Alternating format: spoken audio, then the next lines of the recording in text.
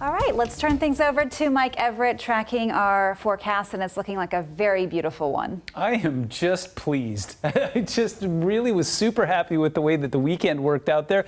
Again, not too hot, not too cold, and as we were mentioning earlier, a little bit of faith involved there. The skies were overcast in the early morning hours, but then as the sun came out, it's called mixing. It's when all of that cloud cover, especially that stratus, lifts up and out into the atmosphere, revealing some blue sky and sunshine, and that's exactly what it did today. Now that night has fallen, the sunset was at 8:55 tonight, so there's still a little bit of light out there. In fact, we're going to chase it together here in a moment as we take a live look from Tacoma, getting a little bit of camera rock there. We've got some onshore flow. That's a big part of our story over the next couple days.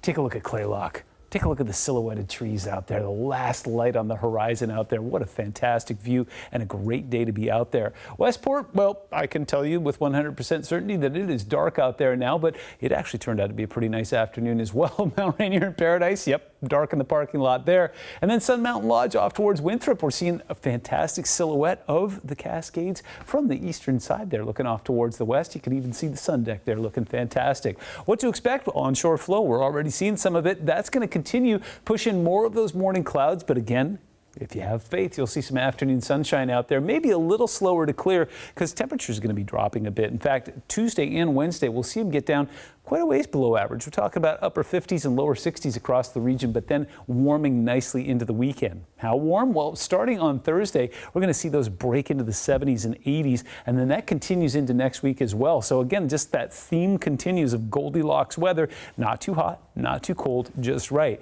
In fact, if you are a visual learner, obviously, this is hot. There's a big ridge of high pressure that's basically staying off towards the Pacific there.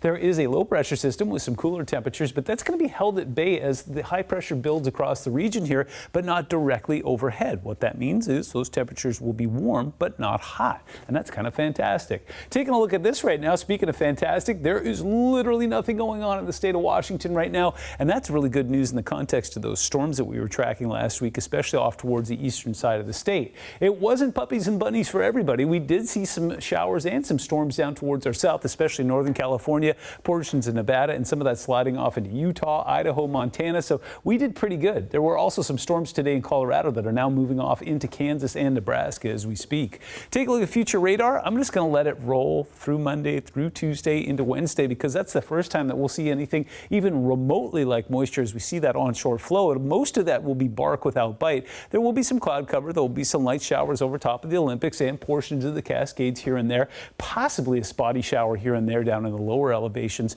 But then as we saw earlier, that ridge of high pressure rebuilds. What that's going to do is clear and warm us again just in time for next weekend. Forecasted lows tonight will be in the 40s, even some lower 50s in places like Renton, 47 in Hoquiam. We will hold on to some upper 40s and lower 50s off towards the east, 50 overnight tonight in Omak. And then here's what to expect tomorrow. Again, temperature is going to take a bit of a dip. We're going to see some 50s, 56 in Oak Harbor, but places like North Bend and Issaquah out towards Bremerton, we'll see some mid-60s there.